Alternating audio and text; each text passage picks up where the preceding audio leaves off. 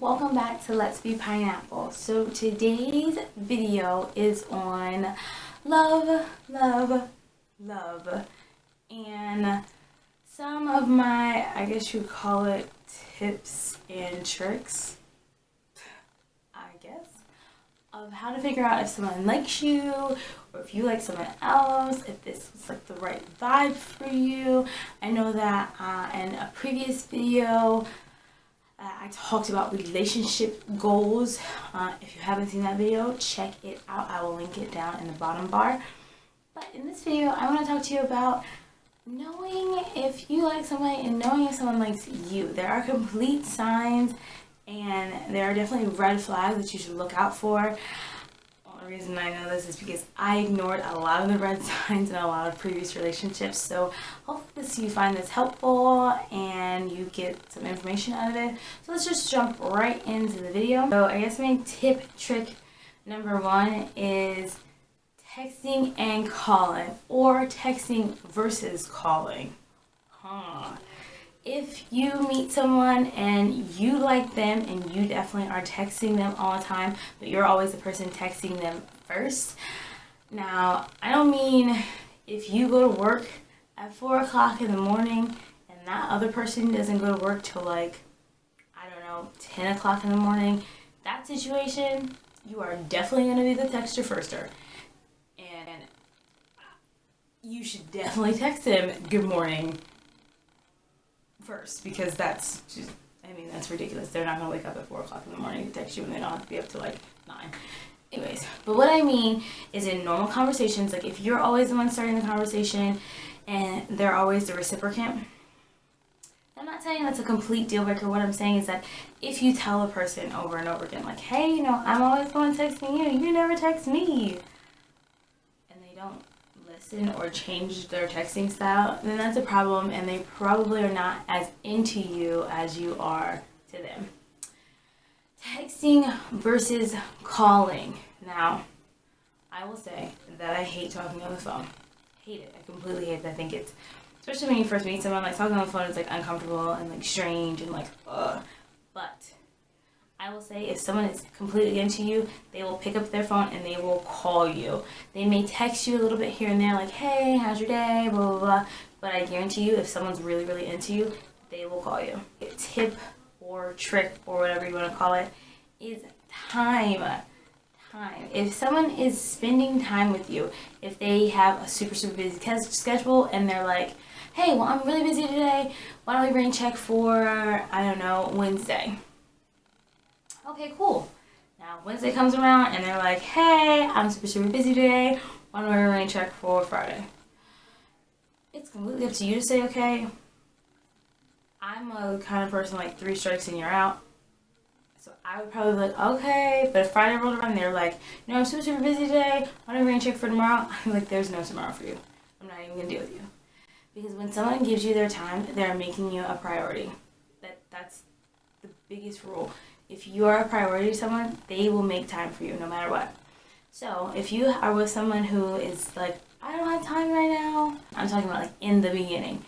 If this person does not have time for you in the beginning, they will not have time for you ever. If you feel like you are unhappy, if you don't feel like everything is right, if you don't feel like everything just kind of meshes together, and it is probably not right.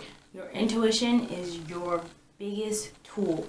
Listen to your gut. Your heart is sometimes very, very silly, but if your gut is telling you that something is wrong, and I know that we all felt that because, I don't know, I felt it when I was in an amusement park, like, I shouldn't ride that ride.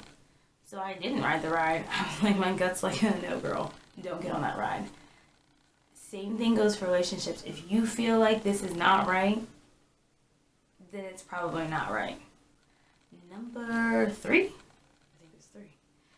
If you are the only one, just like texting, if you are the only one initiating hanging out or going out or whatever you want to call it, if it is only you, that person is not into you and they don't really want to give you your time, because at least I know from a girl point of view, Like when a guy really wants to hang out with me, they usually ask. If you don't ask, totally not hanging out with you. Fine, cool, whatever. Which is a big one. And I know in my last video about Pokemon Go, if you haven't seen it, check it out. I will link that in the description bar as well. My last video, I said that I was not picky. So I lied. Completely a lie. I am not picky when it comes to things like my nails, things like my toes, whatever. I'm not picky about that. But I am very, very, very, very, very picky about who I choose to spend my time with. And it's so funny because I worked with these two amazing ladies for almost a year. One of them was way longer than a year. The other one was definitely a year. And we became really, really close. And we talked about everything. So they got to really know my relationship problems and woes and dating and all these things. And both these lovely women are married and they have children. And one has been married for a really long time and the other one has been married for like 2 years. So they gave me really, really good, advice on things. But they always told me, you are so picky.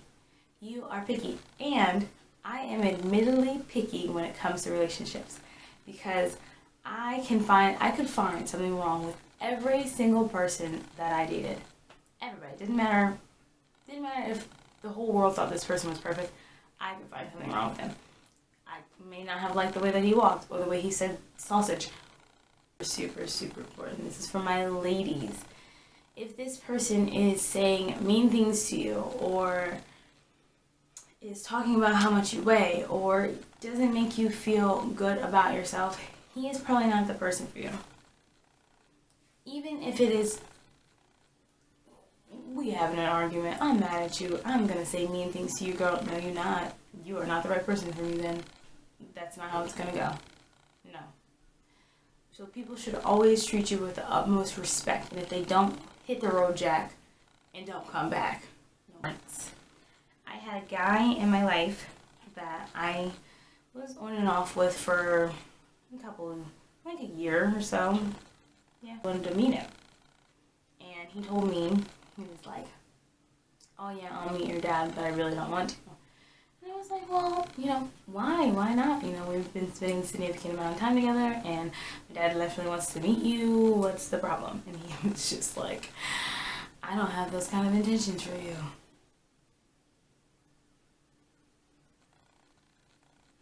What? Hit the road, Jack. Don't come back. If they don't have intentions for you, if they don't want to meet your parents, roll out. See you later, alligator. Hold up, I'm getting a call. Should I answer it to the boyfriend? Call him back because this video is almost over. But honestly, those are just some warning signs, some things. Your gut will really tell you if things are okay or if they're not okay. Sorry for the phone call in the back. But you just have to be very, very aware of who you are, what you want, and what you're looking for. And do not settle. You are worth it. You are amazing. And you deserve the world. And don't let anyone tell you any differently. So, be a pineapple. I hope you found it helpful.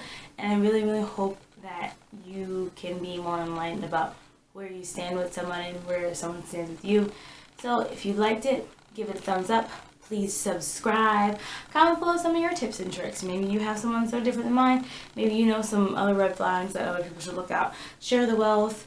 Help people out in this crazy world of dating. Oh.